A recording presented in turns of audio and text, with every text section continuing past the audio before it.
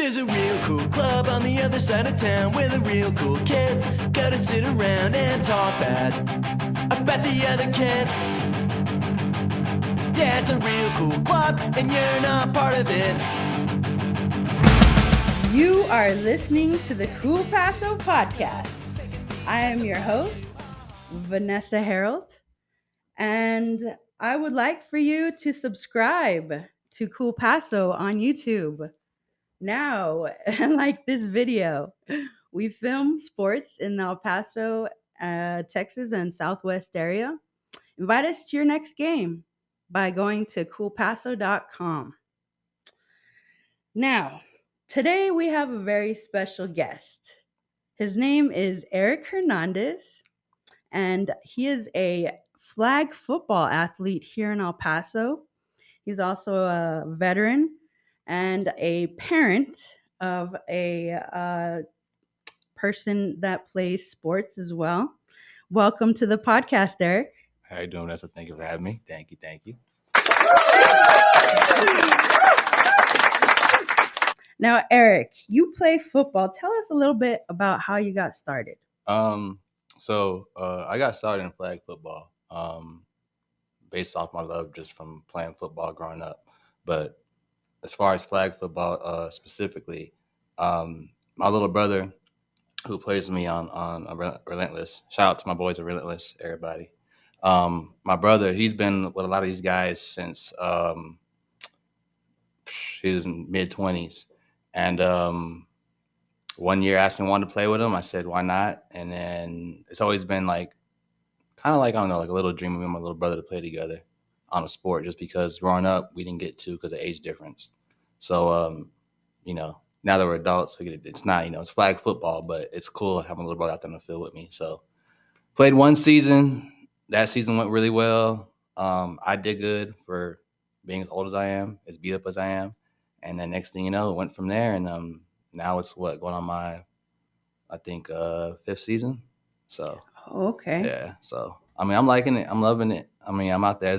So far, individually, it's been my best season so far to start. I think I've had a pick almost every game so far. So, yes. So I'm enjoying that. That's like my claim to fame on the team. Everybody else, they're faster than me. They could jump higher than me, throw the ball farther than me, but picks is what I'm known for. So I'll take that.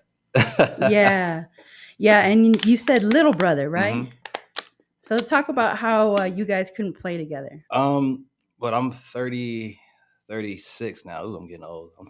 I'm 36 now. My little brother is gonna be 31. So we're 5 years apart. So when we're growing up playing sports, our parents they put us in youth sports, Pop Warner leagues, but we didn't have money like that to really be in it all the time. So the only time we got to play on the regular is we played for our school, middle school, high school.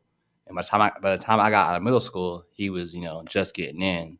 And then when I got out of high school, he was just getting in. So we just never got to play together. Yeah, that makes sense. The age gap. But like I said, we got to make up for it now as adults. And it's even better now because, I don't know, we get to talk a little trash to everybody. So I think it's better now than if we were kids. And you said you're on the team Relentless. Talk a little bit about that. Yeah, so that team, that is a melting pot of, it's a few teams. So when I first started out, we were known as Alpha Omega.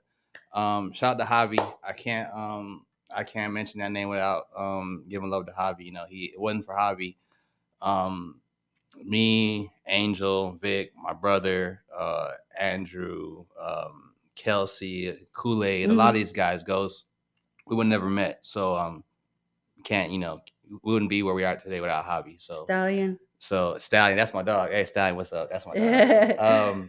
But yeah, so like I said, we started off, my first season playing was with them, Alpha Omega. Javi showed nothing but love. Welcome my brother to the team. We had us try out. I think we had my brother played maybe 3 plays on offense at running back. I played a series at linebacker. And then he was like, yeah, you guys are on the team, which I already knew. I told Javi, I was like, bro, we try out. We're going to make the team. I don't know why you're doing this, but all right, whatever. But yeah, we started out with Alpha Omega, ran that for a couple years, or a couple seasons, I should say.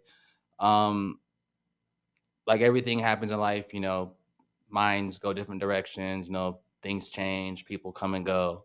So it's just kind of a change of scenery. I actually took a season off when we split from Alpha Omega just to like let my body recoup, spend some time with my son, just do some things I've been wanting to do that I wasn't able to do because the season was always back to back to back. And then me and my brother ended up running with another team or trying to for a little while. Didn't work out. At the same instance, ran back into Vic and Angel and all them, and they had their own team now called Relentless. And they're like, "Hey, we're family. Y'all gonna play with us or not?" Mm-hmm. It was no brainer. It was like it didn't miss a beat. So it's been Relentless since then, and that's what it is. Yeah, and you talked about your seasons being back to back. Talk a little bit about the league that you're in. So we play in the Southwest Flag Football League, which is here in El Paso.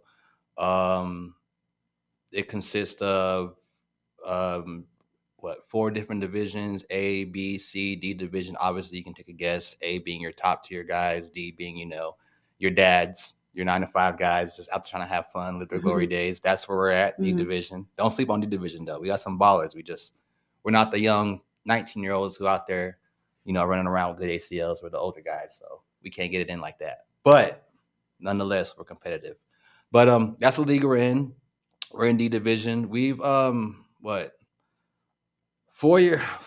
seasons in a row. We've either came one game short of the championship game or got third. Just some reason we can never get over that hump. We always find a way to answer that previous problem. Then the next season comes around, and then another problem presents itself, and we're like, all right, let's answer that one.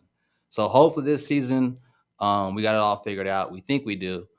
We got 2 losses on the season, 1 loss. We kind of count as a fluke, lucky play, but it is what it is. But we're 4-5-2 on the season. Playoffs are around the corner, so we're hoping we should be sitting with a good seed, and hopefully this time end up with a championship. Like I said, especially the past 2 seasons, like it left a bad taste in our mouth because it should have been ours, but football guys didn't see it that way. And you said you play for Southwest Flag Football. Talk a little bit about the administration, the officials. How do you think it's run? So Adrian, which is who runs the league, I never really got to meet him and talk to him, but from what I've seen, how he runs the league, it seems pretty legit. Things run smoothly. Everything's not perfect, so there's hiccups here and there as far as scheduling, or may have a last minute cancellation, or hey, we need a last minute team, filling for this team here, whatever reason. So there's hiccups. Nothing's perfect in life, but for the most part, I don't have any complaints about it. A lot of the guys that I play with and play against, we hang out on the regular, away from the field. We talk on the regular, and like I said, really most complaints we really just hear is like easy, simple stuff, just just last minute stuff that you can't control. But as far as how the league's ran, it seems pretty legit. The officials, I'd say I get along with like 99% of the officials. There's like onesies and twos just because they have attitude. I don't know, just not their day. I don't know, but for the most part, a lot of the refs I get along with. Usually during the games, I'm talking trash to the refs, not because I don't like their officiating, just because we're on that kind of level where like we're cool. So I'll talk trash to them, they'll talk trash to me, and I like it because it keeps me going. And then sometimes a lot of the refs know how I play. They keep track of like what I do throughout the week. So they're like, oh, you didn't get to pick this game, or you didn't get to pick yet, and you got like a half left. So I'm like, okay, you're watching me, so now I gotta go do something. So when I do go get that pick, I make sure let them know, hey ref, here's the ball that I went and got that you said I hadn't gotten yet. So overall, if I have to give the league and the way it's ran and the refs a Yelp review, I give it like a 4.9 out of 5. Can't give it a 5. I give it a 5. There's no room to grow. So Right. everything needs room to grow. So I say a 4.9. Right, and Adrian's been running this league for years and years and years. From what I've heard, he's been, like I said, I've only played 5 seasons, so I know Adrian's been running I know guys have been playing this league like 10, 11 years, so I know he's been doing it for a while. So if it's been going this long, it's got to be successful, and if it ain't broke, don't fix it. Right. But, and could you shout out your favorite ref? oh man, Why would you do that to me? Because now when I see him, all the oh man, Erick, I saw the podcast in Paso. I thought you fair ref, but you know what? Give me the top 3. There's one. There's one ref. I gotta give you one because he's a local flag football legend. I call him Emmett. When he sees his nose, I'm talking about. Everyone knows I'm talking. It looks just like Emmett. If you ever been to any of our games, take Emmett Smith, put a gray beard on him.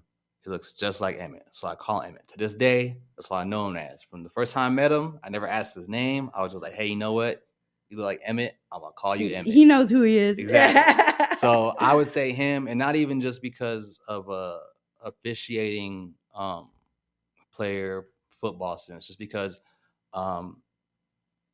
he's just always checking on me. Like, he knows my story. We've chopped it up on a personal level off the field. So like, whenever he sees me, he's always like, hey, you doing good? You know, how's life treating you? How's the family? How's your son? You know, this and that.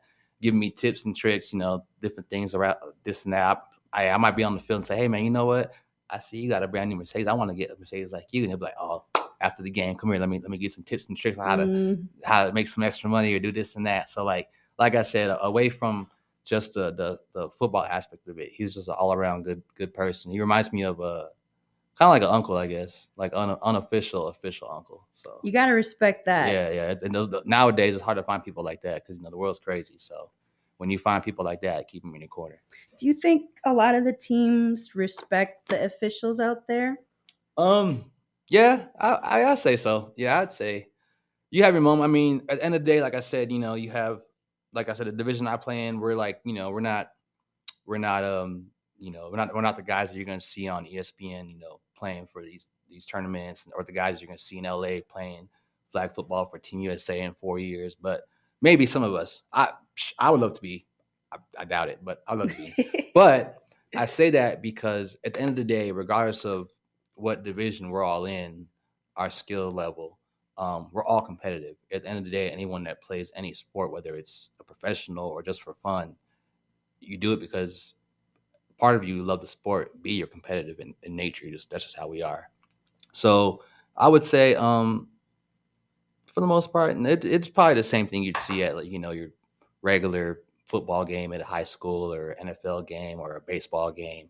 You have your moments where the refs and the player might get into it, or ref and a coach, but 9 out of 10 times it's usually hashed out with maybe a quick conversation 5 minutes later and a joke and a handshake, and it's on to the next play, and it's water under the bridge. So I think a lot of the guys respect the refs. I know my guys do. I know I personally do, and I know a lot of the refs try to respect us as players too. So I think that's what helps the league run pretty smooth too, as well as everyone has a mutual respect for each other. Like, you have your onesies and twosies, but for the most part, we're all grown, mature men, so it works out well. Right. And you talked a little bit about your team dynamic and stuff. If you've ever watched any Relentless videos that we've filmed on Cool Paso, you need to if y'all haven't. You'll see in the beginning, Erick will give the team like a speech. Hey, welcome. Hey, first of all, what's up, boys? It's Sunday. Anyways, hey, look, go out there and do what we've been doing, man. Play loose, have fun. Don't overthink shit, all right? Play how we've been playing. Don't fucking act like we're playing Tom Brady and the Patriots. They just got just like us, right? We're all captains. Yeah, all of us can. We're equals. Hey, go out there, fly around, have fun, all right? Well, do your job. So the man behind you can do his job, all right? Our defense, listen up close. We're not gonna yell out man and zone no more. Pick up on that shit like Kool-Aid shit. So from now on, if you see me do this, we're in man, all right? If you see me do this, we're in man. If you hear me clap, we're in zone. Actually, no, they'll call it flag. I'm about to say, if you hear me clap, they'll call zone. They'll call hey, if you're gonna be in zone, jump up and down. Start. Let's get a different outcome this year. Fucking like 3-4 fucking years of seasons in a row, we supposed to win this shit. Come on, have it. Let's make it different this year.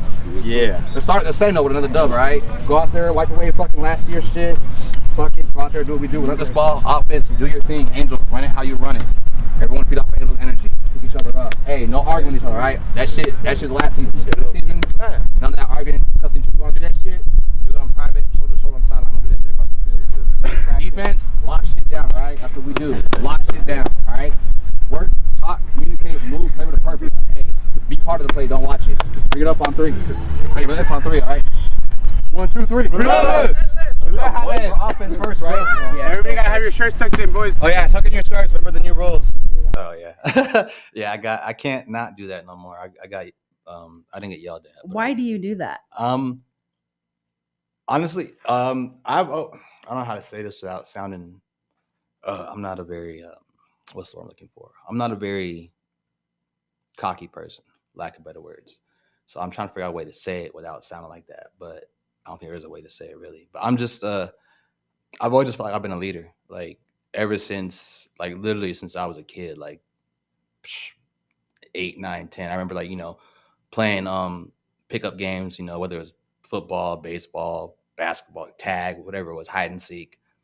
With my friends growing up, my cousins and stuff, I just knew like I was always like the one organizing things. I was always the one, if we're gonna play basketball, all right, let's get everybody here.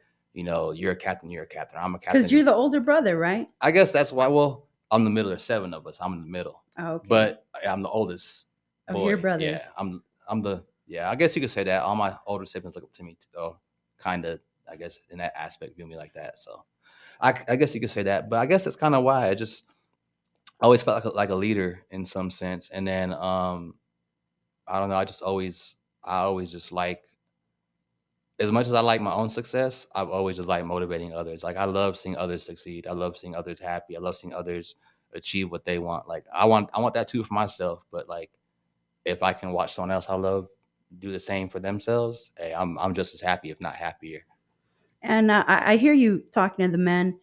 Talk a little bit about what you tell your boys.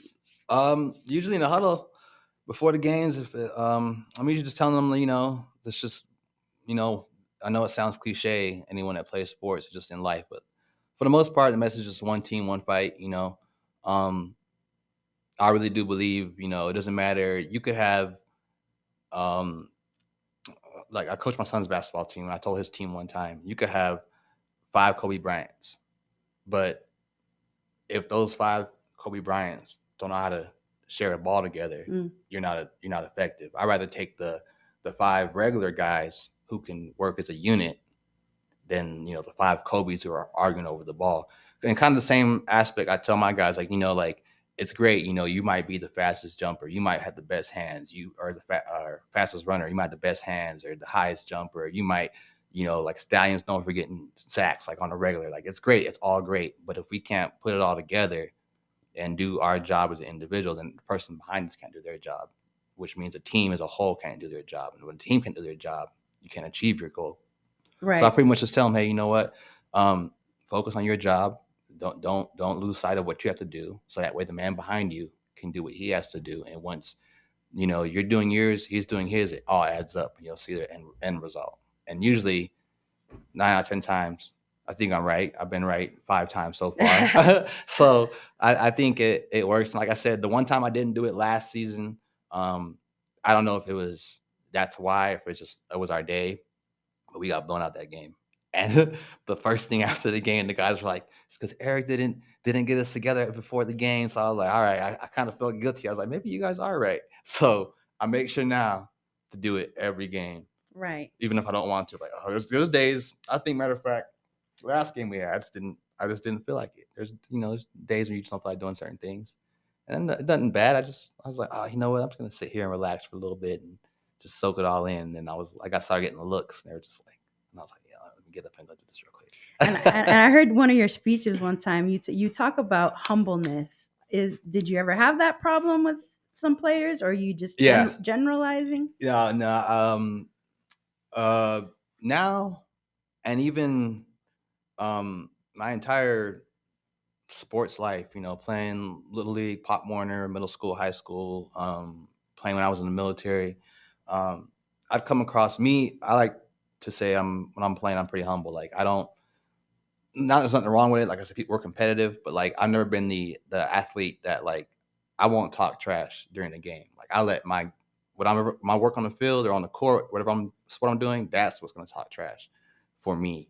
So I've just never been that type. So whenever I've come across players like that take it to the extreme, I just think like, you know what, that's when you start beating yourself, start losing yourself. You lose that humbleness, and that's when you get cocky, things unravel. So I just tell my guys that, you know what, yeah, you might get 3 sacks in a row, you might get 2 picks, you might score every touchdown in this game, but don't forget who you are. Don't forget how you got here. Whether sometimes people Right. they lose sense of how they got to where they're at, and next thing you know, they turn into a monster. So it's always good to remember who you are and where you come from. Right. And I've been filming your team for even with with Javi, I mean, what, 2-3 years Yeah, maybe? Javi was telling me, when I first met Javi, was telling me all the way back. So I was like, man, it's like, she been recording this long? I was like, all right. So like I wonder like if you guys ever had a game where you did have an argument and it ended not so well, Between us, and that's the reason why you talk about humbleness before you even get on the field. you know what? I wouldn't say arguments, but we have had moments, not this season. And I think we finally cleaned that up this season. Because I know we had an instance one time last season, and then prior to that, we had a couple instances. But like I said, we're competitive guys, and there's times where we want to win, and there's times where maybe a guy miss a flag, or a guy will drop a wide open pass, or throw a bad pass, or even I've been guilty of it where I'll misread the offense, and because of my mess up, it's a big play for the offense. And you might hear us yell at each other like, oh, da da da da da, every word in the book, and it's gotten to the point where it's been like just that, nothing beyond like guys want to fight each other, guys want to drag it on for days or weeks. Like, all right, you know what, we're in the moment, you made a mistake, it is what it is, let's move on. I think the reason because that happens is due to the fact that on the team we hold ourselves to a high standard. Like, we know what we're capable of as a unit and individual. So when one of us drops the ball or slacks somewhere, it doesn't perform to where we usually are, it's like, all right, I know you're better than that, bro. Like, so it's kind of our way of like, it's our way of kind of like, hey, you're better than that. Like, Right. And I've filmed the younger teams and they do kind of argue with each other within the team. And I think that's the worst thing than even arguing with the other team. oh yeah, I love when that happens. Whenever if you ever the rest of the season watch, if you ever see us playing a team and you see them arguing, find me. Whether I'm on the field or on the sidelines, find me. So, trust me, at the very moment I'm telling my guys, hey, they're arguing. Take advantage of it, because once the team starts arguing with themselves, that's it. Because once you're beating yourself, that's it. So it's a maturity issue. I think you Yeah. guys are like over it that. took a while to get there. Trust me. Like I said, we had moments where we were kind of teetering on that immature part, but I think we're on the mature side by far. So How would you compare like maybe like women's flag football teams with men's flag football teams as far as that dynamic with fighting with each other? I don't know. I haven't really, I haven't. I'm trying to think. First of all, the females can ball, the women can ball. I have now that it's become more of a thing. I've been watching women's flag football more, especially on our games. Usually there's either a game before or a game after, so I'll usually stay to watch, or I'll show up early, get my routine in, and while I'm doing my routine, watch the game before us. And for one, the women can ball. Like, a lot of them out there pulling OBJ one-hand catches and stuff, and Patrick Mahomes no-look passes. So it's crazy. But as far as like the different, honestly, I think I've told some of the guys too, I think a lot of these females can hang on a guy's team and probably beat them. Like, I don't see why not. Like, it's the only difference, honestly, I see between us and them is they're women. Other than that, like I said, I've seen one out there who, like, I wouldn't want to go on the field against them. There's girls out there who smoke me in a 40 with ease. there's girls out there who I've seen snap ankles, and I'm just like, you're not finna do that to me. You're not finna have me on Culo Paso on the ground. Because I've been asked a few times to join a couple co-ed teams, and I wanted to. I'm friends with a few of the females who play, and they're like, oh, come play with us. I really want to, but then I go watch the games. Like, you know what? Nah, because I just saw a buddy over there get his legs broke by your friend over there, and they're not finna embarrass me. So I'm just gonna sit here and cheer you guys on. But I definitely think it's dope. I like that it's growing. I I think what they're doing out in what is it? I was just reading an article about it the other day for my school project. Phoenix. Matter of fact, it's sponsored by I want to say the Cardinals are the ones really pushing for it. The Arizona Cardinals. They now have officially recognized girls flag football as a high school sport in Arizona. Ooh. And I think the Cardinals were a big push behind that. So, I mean, that goes to show, and on top of that, it's in the Olympics. It's an Olympic sport now. And then what's going to be. And then what was That's it? cool. Not this past Super Bowl, but the one prior, the game ball was presented by, I forgot her name, but it was the young female, I think, from Mexico that played flag football for Mexico. Yeah. So, I mean, it goes to show, like, flag football in general is growing. And then on the women's side of it, it's really booming. Plus, it's great for me because, going out here, in the dating world, have a better chance of meeting a woman who likes football, which is always a plus. Perfect. So, yeah, a lot of the women have come out of the work. So they're more. They can catch and they're more. The women are more aggressive. I think the women. It scares me because the women. There's some games I watch and I see them talk trash to each other, and it's brutal.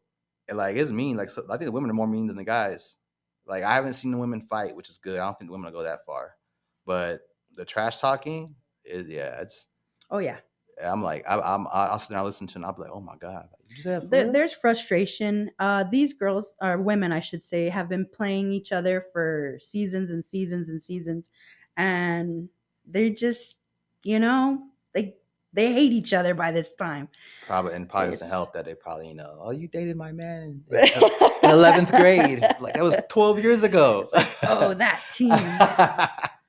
But nah, I think it's dope and I enjoy it. Like I enjoy watching the girls play. I don't know, maybe next year I'll join a co-ed team. I got asked a couple weeks ago about a co-ed team for next season, so I'm thinking about it. But I don't know. Like I said, every time I want to, this thought of just getting embarrassed by a woman. I don't want to end up on no one's TikTok or Instagram reel and none of that. I just want to keep it safe. I feel like almost like a woman would be more likely to come out of El Paso as a professional flag football player than a man would. It's funny because I was telling the guys that how long was this? A while back before the season started. But I was telling the guys that we were having a conversation one time, and I was like, yeah, what? I was like, honestly, I think if we had to choose, if the first flag football celebrity out of El Paso would be a male or a female, I honestly think it'd be a female. I was like, I just get that feeling. Like that's the feeling I get. I mean, either way, it's dope. I don't care.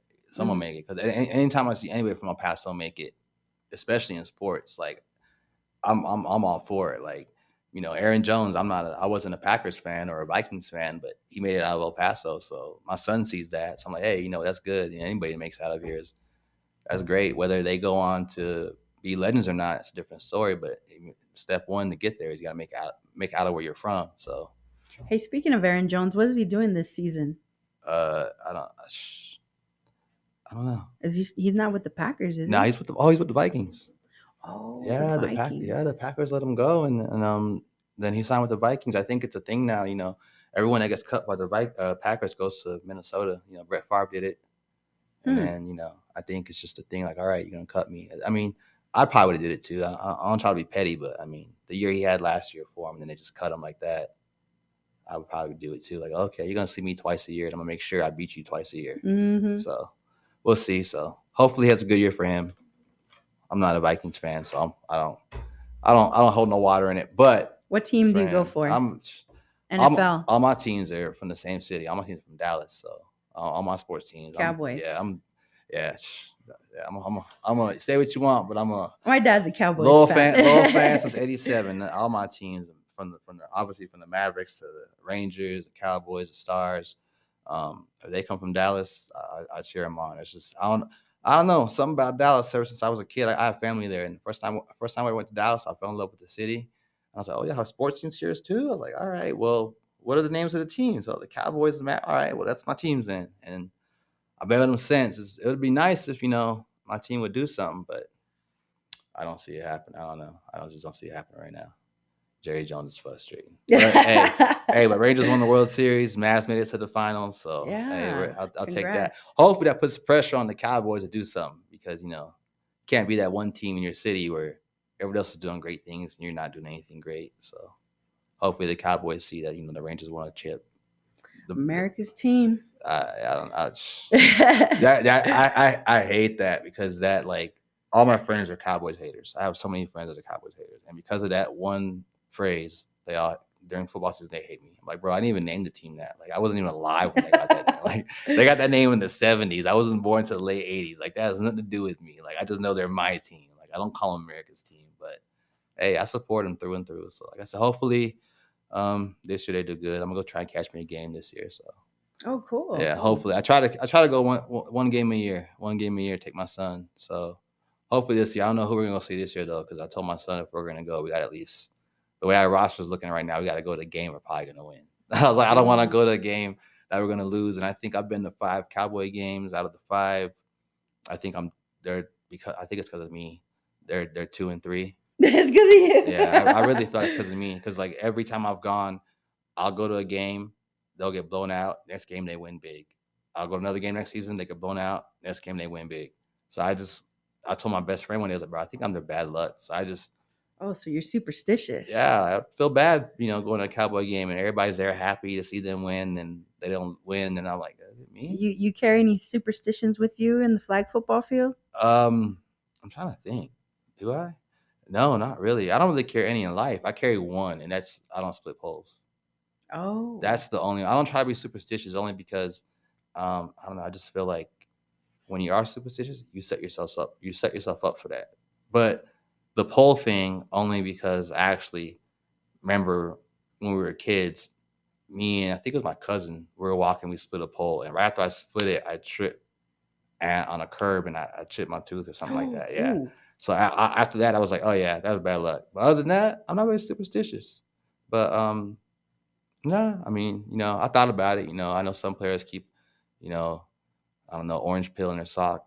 There's crazy superstitions. I'm telling you, I knew a guy in high school that he didn't wear them, thank God, but he had the same. So this was what my junior year in high school. I had a friend of mine that played football with me, and one day we were getting ready for practice. It was spring ball before the season started.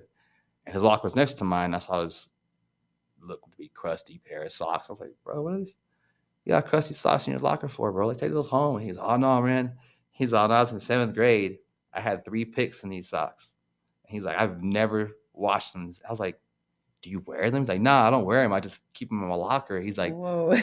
I was like, what? And he's like, on game days though, he's like, I tape them in. I tape them to the inside of my shoulder pads. Oh, I was like, no, you don't. He's That's like, nasty. yeah. So next game we had, and little Erick took off shoulder pads and showed them to me. I was like, but that was his thing. So I mean, everybody has their thing. I don't have one. Maybe I should come up with one, huh? I thought about it. It kind of builds confidence. I should, huh? Give me about a week to think of one. I'm gonna think of something crazy. I don't know, like I don't know. Well, my mom has to come to the game and make me enchiladas while I'm playing.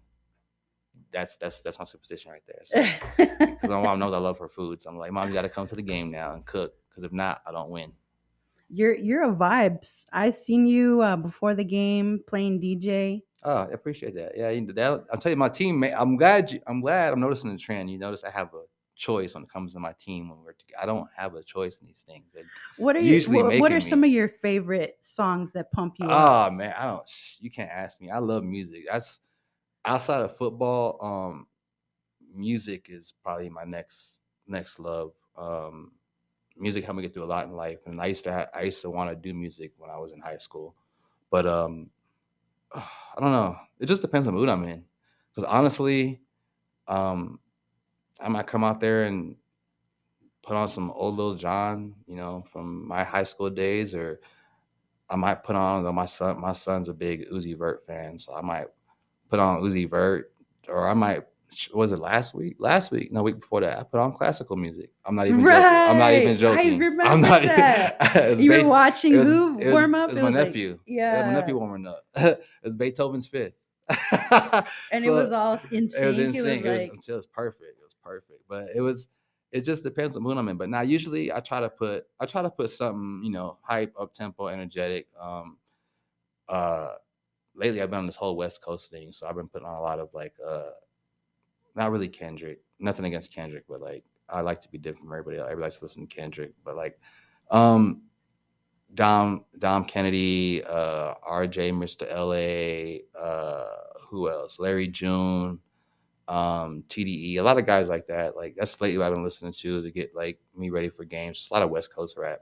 It's just been like in my head the past like month. So Right. rock with it till it I fades away. definitely default to stuff I used to listen to in high school. Yeah, me too. That's like you can't go wrong with it, right? Talk a little bit about where you went to school and what you were doing at that I'm time. an East Side kid.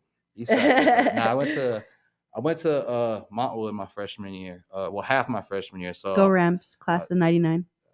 class of 06. 99. My sister was, I think, 98. I think. I can't remember. I gotta ask her. But yeah, class of 06 for me.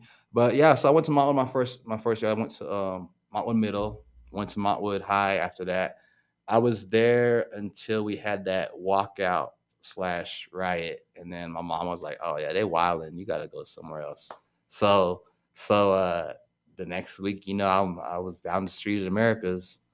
And that's where I was at until my junior year. And I was all right. I was, typical high school kid. I was playing sports, but I got in a stint where I started getting in trouble. I had torn my knee right before my junior year, so I already knew I wasn't gonna play football that year or anything. So instead of focusing on that still and hanging with the team, I started hanging with the wrong crowd and this and that, and then led to another. So I got in trouble a lot my junior year. My mom said, you know what, you got to go with your dad. So sent me with my dad and my stepdad lives in Mississippi. My dad lives in Georgia. So I spent some time with both of them my junior year and part of my senior year. And yeah, but now people ask me, I claim the East Side. That's where I grew up at for like those important years, the years that mold you.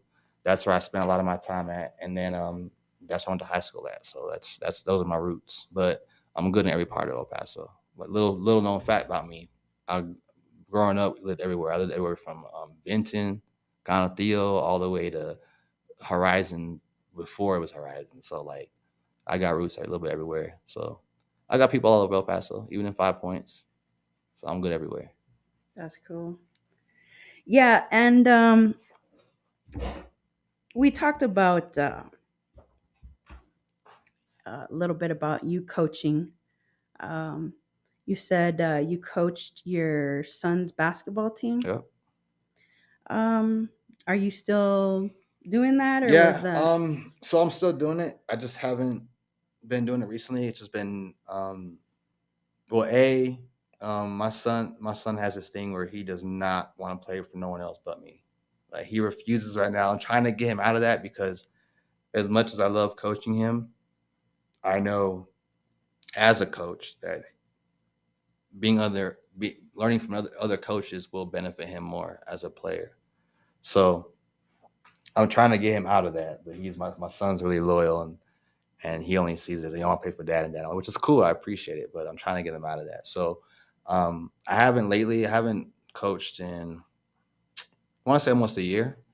A, that being part of the reason. B, my son, his mom is military. So she's stationed on the part of the country. So he was with her for a while. So that's another reason. He wasn't here, so I wasn't coaching.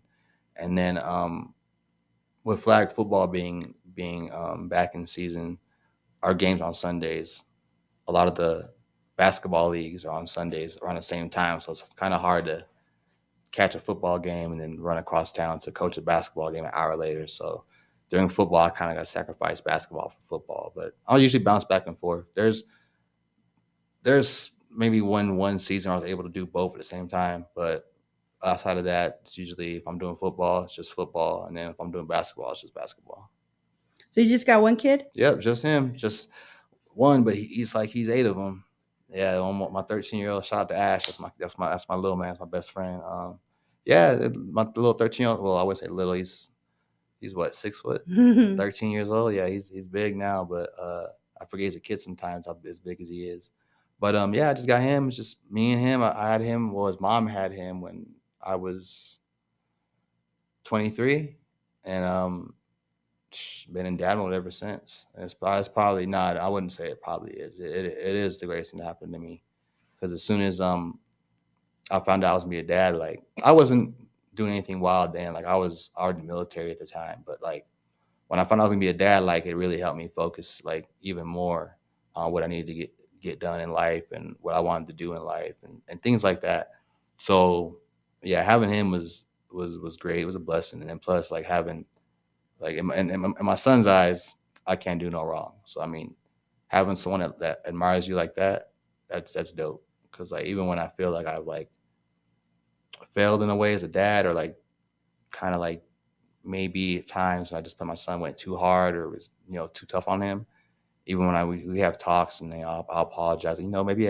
Maybe dad was too strict. Maybe dad was this, and he'll be like, yeah, "That's all right, dad. It's cool. Like you're still dad." Like I'm like, "You sure?" Like I feel bad. Like nah, you're good, dad. Like so it's cool. Like I love being a dad. Like everyone asks me, you meet people like, what do you like to do? What are your hobbies? Like I have millions of hobbies, but my favorite thing I always like to do first is being a dad. Like I love being a dad. Like it's just I don't see why not. Like plus you get to relive your childhood twice. Like I get to do all the things I did as a kid, as an adult, and then no one looks at me weird. I'd be like, oh, it's for my son. Like, oh, why you doing?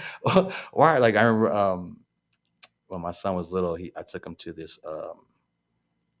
He was this crazy fascination with Ninja Turtles when he was little. Yes, So I remember love Ninja Turtles. I'm Michelangelo, by yeah, the my way. son loves them. So when they came to El Paso for like kind of like a I guess like Disney on Ice, but not really. But it Cool. was them, and I took my son. But I love the Turtles too, so I really went for me. But my son being there is like, oh, my friend's like, why are you there?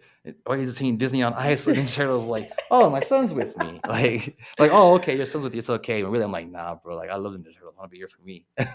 So it has its advantages, but like I said, I do love it.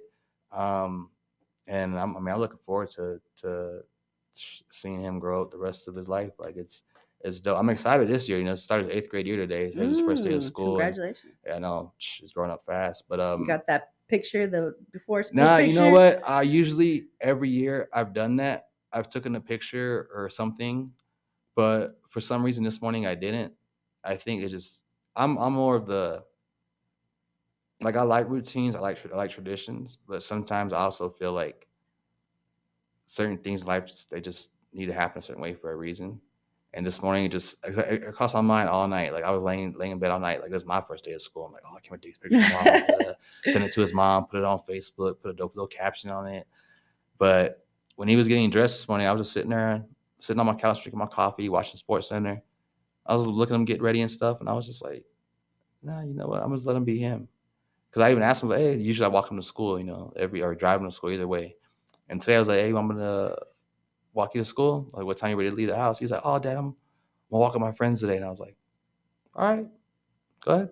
Like, so I'm kind of letting him do his own thing. But I think when you make them pose for a picture, they get embarrassed too. yeah, he kind of likes it. But then my son isn't.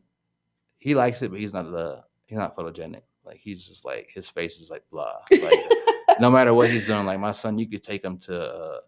My son loves monster trucks. You could take him to Monster Jam, and he'll still be like blah. But inside, he's having the best time ever. But his face is telling you he's bored. But inside, he's excited. I promise you. Because like there's many times where I take him to do things. And I'd be like, man, are you sure you're excited? Like, yeah. Like, are you sure? Because you don't look like it. I am, Dad. Like we went to for his birthday. We went to San Diego recently, back in April. And while we were there, the Mavericks were actually in the first round of the playoffs against the Clippers. So I was like, oh, you know what, man? I was like, we've been to a couple of games in Dallas. We've never been to a Mavericks game in LA, let alone a playoff game. I was like, it's only an hour away. Let's go catch a game. So let tickets real quick. And they were cheap. And I was like, let's go. So the whole way there, I knew he was excited because he loves basketball. That's his sport. He loves the Mavericks. And then his favorite player of all time is Kobe and LeBron. So to be in the house where Kobe and he even took a picture in front of the Kobe statue. So to be in the house that Kobe built, that LeBron plays in, he was excited. But when you saw his face, he's just like, "Oh, this is cool, Dad." He was having fun. So, like I said, I love it. He makes my days worth it. So I love being a dad. I wouldn't trade it for Yeah, anything. for sure, for sure. And you talked about when you were in high school, you had a little bit of trouble going, getting in trouble, and then you joined the military after Yeah. that. Hmm. What do you think about kids in El Paso that do that? That the whole trouble in the military part, or just the Right. military part? That whole scenario. The trouble part, that is in, I don't know, that's a whole different animal. Just because like you look on the, like, you look on the news nowadays, and like the stuff kids are doing. Not saying kids weren't doing wild stuff back in my day and Mm-hmm. stuff, but like, for one, you see it more now because social. Everybody has a phone with a camera, Mm. and then two, like the stuff you do see though, it's like I couldn't even picture like anyone my age doing that back in my day. Like, um, you hear or see stories of kids driving on the freeway with fully, automatic guns, just firing rounds out on the freeway, like out a window and moving vehicles for no reason, or you know, kids running from cops and Hellcats, like it's fun. I'm just like, it's insane. So like, and that's one thing I always try to steer my son away from. Like, I always make sure he has good friends around him. And the minute I notice there's someone, he has a friend that is, not the kind of friend he needs, I'm like, hey, he or she's got to go. Like, like this, and this is why. I always be like, I want him to know why and understand and see Yeah. why, because you know like I tell my son, there's gonna be a time in life where I'm not always gonna be around. You guys learn how to make your own choices, and whether you're young or older, you got to know how to make your choices and know, what to look for in certain things. So I was like, in your friends, these things you gotta look for and don't look for. And I was like, um, it's okay to have friends that make mistakes. Everybody's gonna make mistakes. You're gonna make mistakes. I make mistakes. I was like, but you don't want to keep having those friends around you that make the same mistakes and don't learn from them. The friends that keep getting in trouble and keep, getting arrested, keep going to jail, keep getting caught with, drugs, this and that. I was like, okay, you're gonna make a mistake, you learn from it. I was like, Dad's been in trouble before. Like, Dad's been, I've had the cops, come looking for me before for whatever reason. I was like, but I learned from it. I was like, you know what? That's what that got me. I'm not gonna do that again. I don't want to be in that same situation again. Right. I was like, and sometimes those are the best lessons you learn the hard way in life. I was like, but when you have those friends that do the same things over and over again, I was like, yeah, they gotta go. I was like, but when I think it's always good when, kids, youth, when they're, you know, in that phase in life where, they're making maybe not the greatest decisions, or they're, getting caught up with the wrong crowd, but they're able to recognize, what, something ain't right. I'm not doing the thing I'm supposed to be doing. Like, my parents wouldn't like this for me. And they decide, what, whether it's, for my case, the military, they use that as a route to do better, or maybe it's, what, I'm gonna get better grades and go to college, to a great college away from here, so I can, be out of this type of environment. Whatever way they see fit to get out of the situation and be better people, like, I'm all for it, as long as it gets them to where they want to be in life, and it's all in positive aspect of it, as far as achieving their goals, staying out of trouble, being a better role model for people that are watching them, because someone's always watching you. That's one thing I always learned in life, is like, even when you don't think someone's not watching you, you're always being watched, whether it's for good or for bad. Someone's always watching you, whether it's to learn from you and say, I want to be like that person, to be, or you know what, I'm not going to do what that person did. I got a cousin. He used to be a tagger here in El Paso, and he wasn't even going to graduate high school. And then his mom put him in this private school, and then they pushed him and pushed him, and he finally got his GED. He joined the Navy, and now he's doing great. He's got a beautiful family. Yeah, that's what I'm saying. He flips cars kind of like on the side. He's a little boxing coach too. See, those are the kind of stories I like to hear. Like, see, I don't know, like the military, it had its good and bad for me, but at the end of the day, like, it did. At the end of the day, all in all, it did provide a lot of good for me. So I can't really knock it too much as a whole, because it did. Like I said, I was in trouble. I was tore my knee, so I wasn't playing football. I started hanging with the wrong crowd. Started getting the typical story. Like, I know it sounds cliche, but I really did do it. Like, I was like, I literally lived the same life that everyone tells you not to live. I literally lived. Like, started getting involved with gangs, started smoking, cutting classes. I don't know how many times, I'd have to run home to beat the mailman home to like make sure they didn't put the little truancy letter in the mailbox. My mom would saw it. Like I don't even know how I passed my junior year because I've skipped class so many times. Like just off of that alone, I should have failed. But like I said, like that's when I knew like, all right, like I need to do something. And once my mom sent me to live with my stepdad and then my father in Georgia, I was like, all right, like I need to do something. And then one day I decided just to join the military. Well, I already come from a military family. Most of my family's veterans or they're in the military in some sense. Right, and your brother too, right? No, my brother not. He wishes he would have went. He'll Oh, tell you he okay. wishes he would have went, but Oh, okay. I always tell him you're good. You don't. I did a lot of stuff in those 14 years, so I was like, you're good. But yeah, I have a big military family on both sides, my mom's side, my dad's side, and that's something that my family always wanted from me. It's kind of funny because the way it worked out. I remember being a kid and my grandma on my mom's side, her mom, we were real close before she passed. And I don't remember the story because I was little, but the story goes from my mom and my aunts and stuff that my grandma had asked me a promise to her that I would attend West Point. I got to college. But I think I was like 2 or 3 at this time. So I don't know what West Point is. I didn't know what West Point was till I got into like 8th grade. I was like, oh, West Point's a military academy. I was like, oh, okay. So she told him, I made that promise, and I love my grandma to death, but I just never, like, once I got older, you make your own choices. I was like, I don't want, like, I didn't want the military. Like, honestly, it was like sports. All I wanted to do was I want to play in NFL, NBA, whatever. I'm not doing military. And then fast forward, decade and some change later, and on my own free will, I'm like, you know what, best thing for me to do is, join the military and see what it goes from there. And like I said, it had some heartaches, but overall, it paid off in the end. And I mean, it's helped me live the life I live now, and I experienced some cool things because of it. So I can't really complain. But I think any kid that wants to better their life, if they decide, the military is a route for them to go to help them get out of whatever situation they're in and better themselves, to do what they want, then go for it. But yeah, my son almost joined the National Guard, and the reason why he didn't is because they sent him a letter that said that they checked his medical records.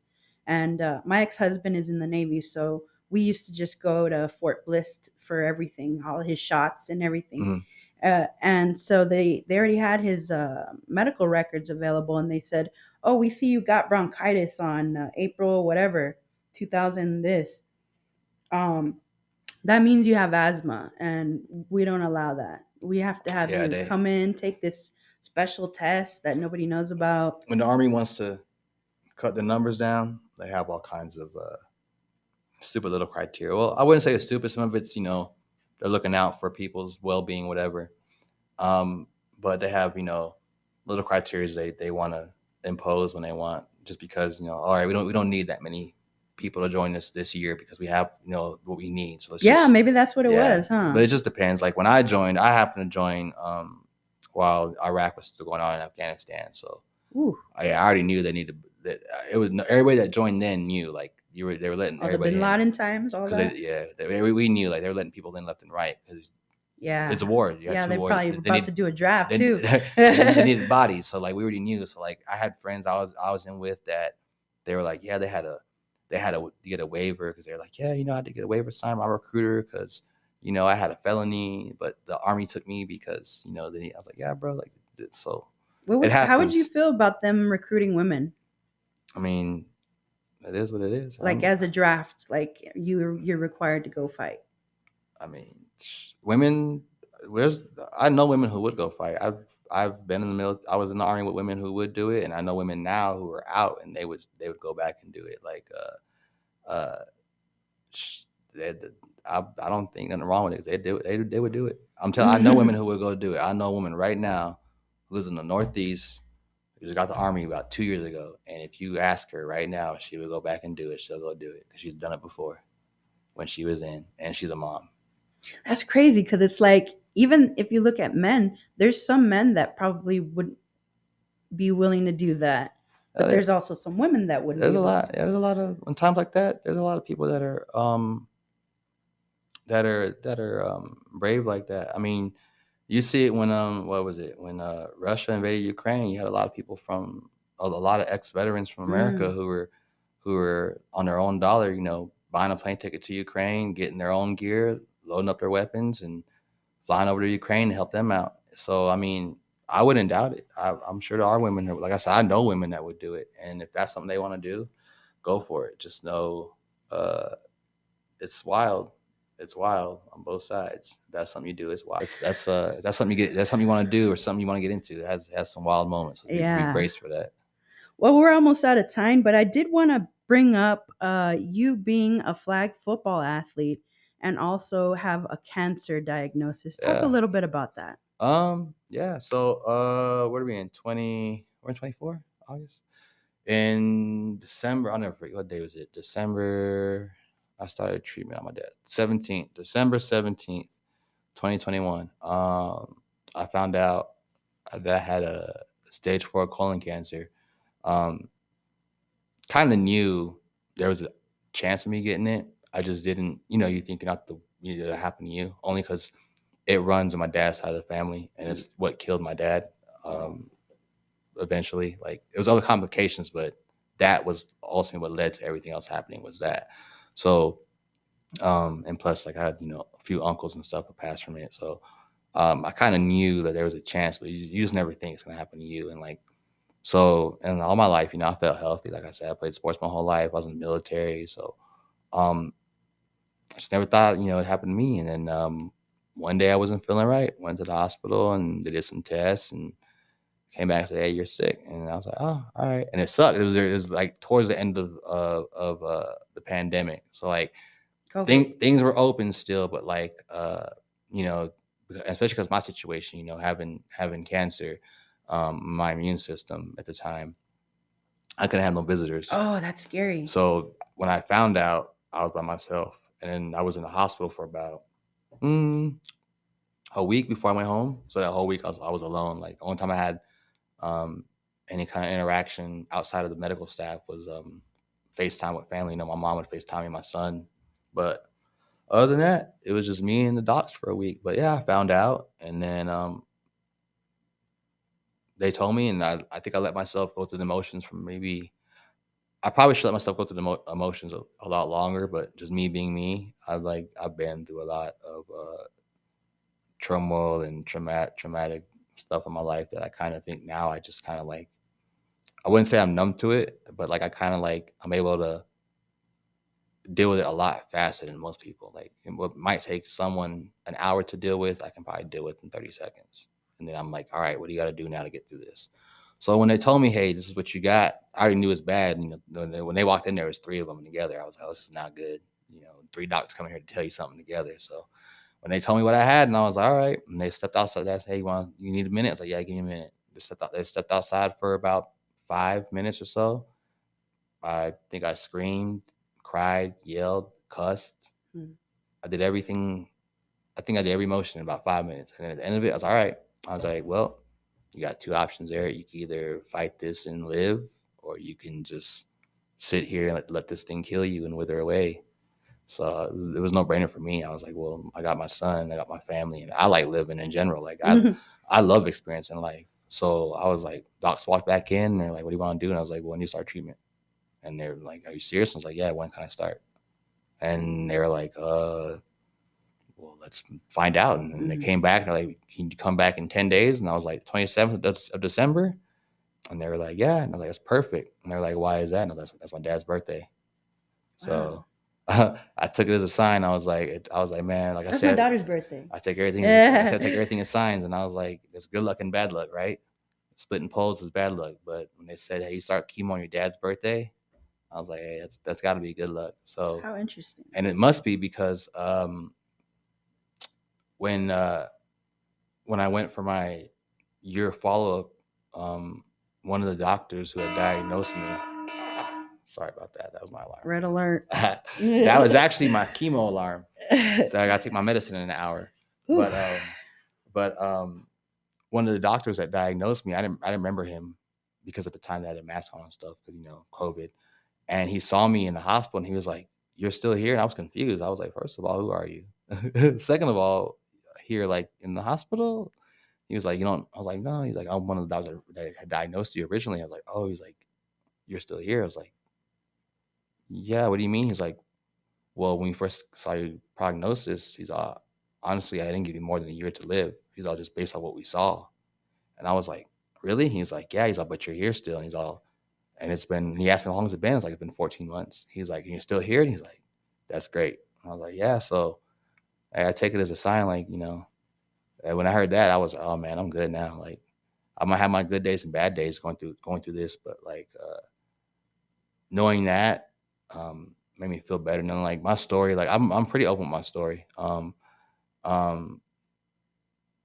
I share it, whether it's videos, pictures, posts I put up what I'm going through or my appointments or what I'm experiencing, good or bad. I try to be open and share it because um, it's helped a lot of people, that people I do know personally and folks I don't even know outside of social media. Like, I don't know how many times I've woken up to a DM on Instagram, someone saying, "Hey, I've been watching your story and your posts since you got sick, and I'm going through whatever I'm going through in life, and it's helping me get through what I'm going through because you're not giving up." Or I recently had someone I know whose wife was diagnosed with cancer, and um, he had put a post about it on his Facebook when she was diagnosed, and me just trying to be supportive. I commented saying, "Hey, I'm here for you guys, bro. You need to, words of advice, pray or whatever. I'm here." And he commented back, and he was like, "You going through your pretty much, I can't remember the exact words he used, but pretty much you going through your battle, and me watching you is enough help, like, because it gives me help for my wife, like."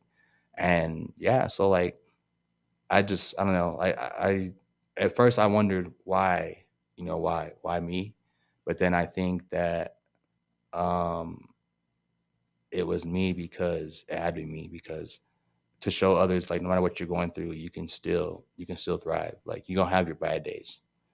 It's gonna happen. But, allow yourself to one thing that someone told me was allow yourself to have your bad days. People think, oh, you have a bad day, run away from it. You got to have those bad days. That's part of what makes you human. So that way you know what those bad days are like. So when you have those good days, you enjoy them even more. You appreciate them even more. Because think about it, if you never had to work for anything your entire life and someone, you're spoon fed your whole life, someone says, oh, man, I just set your $3 million Ferrari on fire. Like, oh, it's whatever. I'll get another one tomorrow. You know, but if that's something you work for your whole life, and someone's like, oh man, the Ferrari you've been working for the past 20 years, I know you did something Broadway, I just crashed it. You can be like, what? Like, I cherish that. That's something I work hard for. Same with, your good days. You're like, man, you know what? I'm gonna cherish this good day today because yesterday was a bad day, and it could have been two in a row like this. So it makes me just appreciate it more, especially when I see my son. I don't know. He makes it all worth it. But Yeah. And you but talk about good days and bad days. Talk about Flag Football Sunday for you. that's my favorite day of the week. People, it's funny because people ask me how they're like, bro, how are you? First of all, why are you out here playing? Like, I don't even think. First of all, I don't even know if I'm supposed to be playing, honestly. But Did I'm you pretty. ask? So me and my daughter, we have a good relationship. Like, I see him. Like I said, I go through treatment. I'm going through treatment currently, but I go every 2 weeks to get my infusions. So I see my doc every 2 weeks, and we talk every time I see him. So in the past, this was middle of last year, I had mentioned to him, I was like, hey doc, I forgot how it came up, but I was like, hey doc, I got something coming up this weekend. It's about a game too. He's like, oh yeah, what do you got? And I was like, oh, can we kind of, not take chemo on Mondays? I got a game Sunday. He's like, a game? He's thinking like, oh, your son plays basketball, you're coaching. I was like, oh no, I'm playing football. He was like, you're playing football? I was like, yeah, tackle? I was like, no, flag. And he was like, how you feel? I was like, no, I feel good. I was like, I don't do more than I can. Like, I stay within my limits, which is pretty much I do everything. But I was like, I don't feel bad or anything. I don't feel weak. I make sure, I take care of myself. I drink a lot of water. I try to keep um, my diet good. So for the most part, I'm good. Occasionally, you might catch me at either it's halftime or after the game. Never during, never before, but either halftime or after. You might catch me somewhere throwing up, only because, only God. because, only because I go so hard sometimes that the mixture of me going so hard and this El Paso heat and then my chemo medication, just something's got to give. Mm. So, but once that little 30-second throwing up party happens, I'm good. Back to playing football. Most of the men out there are hungover anyways, Yeah, right? that's what and it's funny because a lot of times I haven't done it a lot. I think I've only thrown up. I think in the 3 years that I've been sick and been playing football, I've only thrown up I think 3 times. So I think I'm averaging one per year, so I'm pretty good. But I think in those 3 times, someone's asked me, it's either been a wife or someone else or a girlfriend or a ref. Are you hungover? And I'm like, actually, I'm not. I was like, I'm not hungover. This is not from drinking. So yeah, I blend in every time with everybody else that drinks. So it's all right. But I saw Alex throwing up. yeah, I know. I made that. I put that in the video. That Did was you my see it? that made the group chat. That made the group chat. That was my screensaver for about a week. I had clipped it and I put it in my screensaver and I took a screenshot and I sent it to Alex. And I was like, hey, Shout bro. out to Alex. Yeah, he was really like, did she really? I was like, yeah, bro. I was like, it's good though. Like it builds character. Hey, he went hard, man. So apparently he had a long night. I guess I don't know. I know he didn't drink because I don't think so because Alex is old. He's like one of those old boring guys. Like if you ask him like on Sundays, if you ask the guy what you're doing after the games, like what are you gonna do? I'm gonna go, I'm gonna go day drink. Or I'm gonna go to a day party. I'm gonna go out to dinner or lunch. I'm gonna go catch a movie. You ask Alex what you doing 9 out of 10 times, 10 out of 10, because he hasn't said nothing different yet. 10 out of 10 times you ask Alex what's he gonna do on Sunday after the game. I'm gonna go home and clean my house, bro. Wow, So, must have a clean house. Yeah, it's code for him and his wife. I don't know. Yeah. Okay, bro. Go clean your house again. But nah. Yeah. I mean, like I said, as far as just me playing and while I'm going through, cancer, and chemo, like I like it. I use it kind of like as a way to inspire other people. Like like I said earlier, I do like being a leader, and I think part of being a good leader is you have to have the ability to inspire others. Especially when they can't find the strength to inspire themselves. So, if me being on the field, throwing up afterwards because I did 12 rounds of chemo and ran up and down the field for an hour and a half, inspires someone to do something great that day. Hey, I'm with it. If everything I endure in life, leads to my son wanting to become, I don't know, the next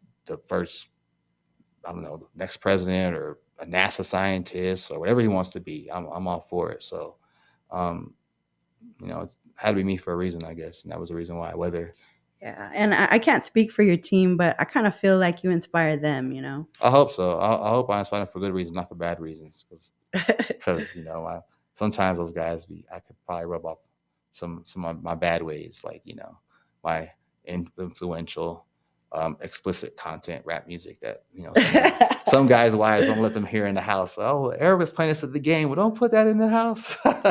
But now I think for the most part, I think they inspire me as much as I inspire them. Like I know a lot of the guys, like a lot of us, we're all like regular 9-to-5 guys. A lot of us have things going on, whether it be family issues, financial issues, just spiritual, whatever it is. Everyone has something going on. And when I know those guys are going through something and they're still able out there, and even if it's just for that 1 hour on Sunday to laugh and play ball and act like nothing in the world is bothering them, as I already know, if they can do it, I can do it. So and vice versa, and it just feeds off. And I guess that's just what makes us relentless as fuck, I guess. Yes. You got a great story, Erick. And actually, we gotta go. That's all the time we have. I appreciate that. For this so podcast. Much. Thank you. I appreciate it. Hopefully you do it again soon. Yes. I wasn't with my son. He's like, I want to go, but I was like, bro.